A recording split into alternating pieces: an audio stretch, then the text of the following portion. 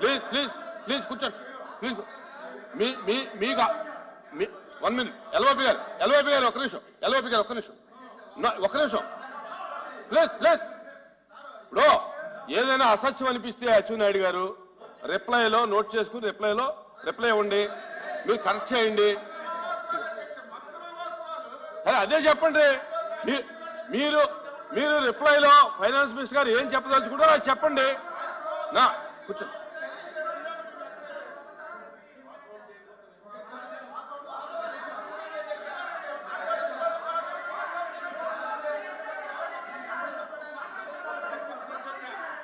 Please Bharat కూర్చోండి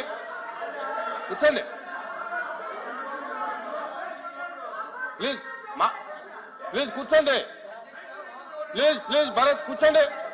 దయచేసి కూర్చోండి. రాజు గారు కూర్చోండి అమ్మా, కూర్చోండి. ప్రసంగం మీద వీళ్ళు ఇచ్చిన చెప్పింది ఏం మాట్లాడతాం,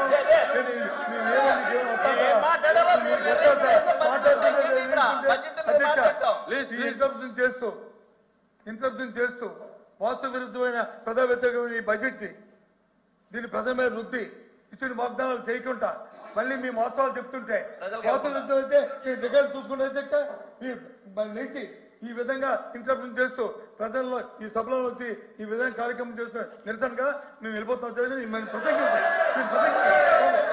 కూర్చోండి ప్లీజ్.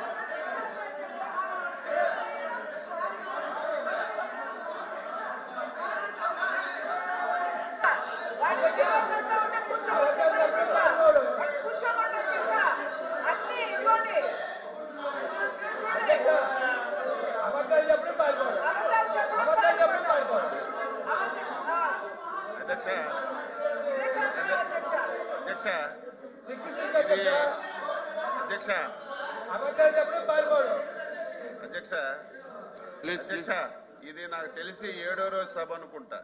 7వ రోజు సభ అధ్యక్ష. ఎవ్రీడే ధైర్యం ఉండాలి అధ్యక్ష. ఒక మాట మాట్లాడామంటే దానికి ఆన్సర్ వినడానికి ధైర్యం ఉండాలి. ఏదో సాక్షులు రాసిచ్చినవన్నీ ఇక్కడ చదివేసి మీ వాకౌట్ చేసి వెళ్ళిపోతామంటే అది విధానం కాదు అధ్యక్ష. ఓకే, మీరు మాట్లాడారు, మా ఫైనాన్స్ మినిస్టర్ గారు రిప్లై ఇస్తారు, ఇది వినే ధైర్యం మీకు ఉండాలి. మొత్తం అవాస్తవాలు అధ్యక్ష.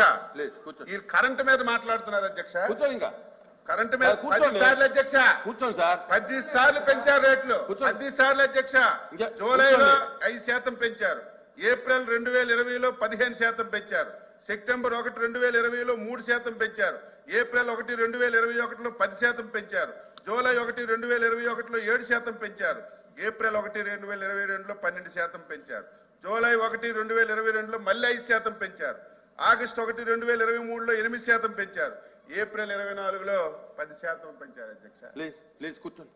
10 సార్లు కరెంట్ ఛార్జీలు పెంచి మళ్ళీ దాని గురించి ఇక్కడ మాట్లాడితే దానికి అర్థమే ఉంటుంది. సార్ కూర్చోండి. Reply by Shri Payyavula Keshav, minister of finance, to the general discussion on annual finance statement budget for the year 2025-2026.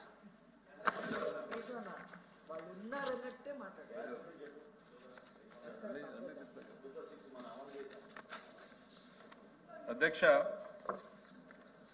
Very unfortunate అధ్యక్ష. ప్రతిపక్షానికి సంబంధించినటువంటి సభ్యులు చివరిలో మాట్లాడాలనుకున్న మాట్లాడి మా సమాధానం వినడానికి మా అచ్చెన్నాయుడు గారు చెప్పినట్టు ధైర్యం లేకనే పారిపోయినట్టు కనిపిస్తుంది అధ్యక్ష.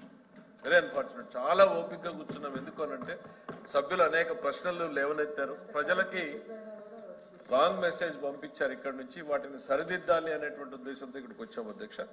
దీని మీద కుమార్ రవికుమార్ గారి దగ్గర నుంచి చివరికి బొత్స సత్యనారాయణ వరకు 20 మంది సభ్యులు మాట్లాడారు అధ్యక్ష. 20 మంది సభ్యులు చాలా వాళ్ళు మాట్లాడుతూ బాధ్యతారాహిత్యంగా మాట్లాడినటువంటి పరిస్థితులు ఉన్నాయి అధ్యక్ష. 2-3 మాటలు చెప్పి బడ్జెట్లోకి వెళ్తారు అధ్యక్ష. మద్యం ఏరులై పారుతోంది. అసలు బడ్జెట్లో మద్యం ఏరులై పారి మహిళల మీద అఘాయిత్యాలు పెరిగిపోయేంత పరిస్థితికి వెళ్ళిపోయింది. గాంజాయి డ్రగ్స్ గురించి, ఆర్థిక విధ్వంసం గురించి, ఇట్లా రకరకాల అంశాల గురించి వాళ్ళు మాట్లాడుతూ వచ్చారు సార్.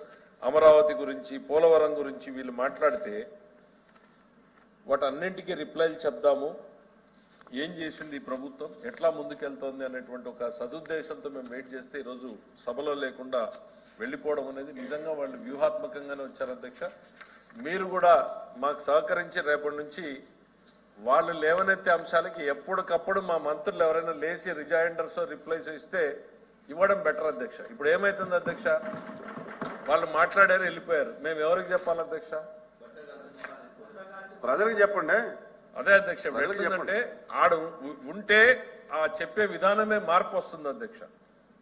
మేమేదో 4 గోడలకు చెప్పడానికి కాదు కదా అధ్యక్ష ఉన్నది.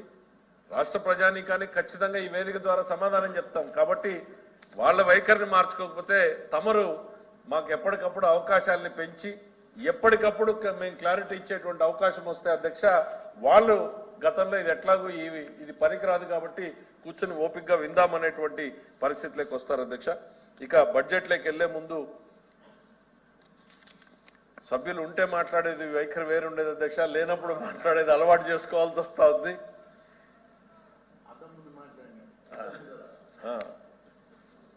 అధ్యక్ష, బడ్జెట్ అనేటువంటి కార్యక్రమానికి ఎంతో పవిత్రమైంది అధ్యక్ష. ప్రభుత్వం ఖర్చు పెట్టే ప్రతి రూపాయిని కూడా శాసనసభకు తెలిపి శాసనసభ ఆమోదం ద్వారా మాత్రమే ఖర్చు జరగాలి అనేటువంటి ఆలోచనతో ప్రవేశపెట్టినటువంటి ఈ బడ్జెట్ ని శాసనసభలోను శాసన మండలిలోను సుదీర్ఘంగా చర్చించి సలహాలు సూచనలు విమర్శలతోటి అనేక ఆలోచనలతోటి వచ్చిన తర్వాత బడ్జెట్ ని ఆమోదించడం జరుగుతూ ఉంది అధ్యక్ష.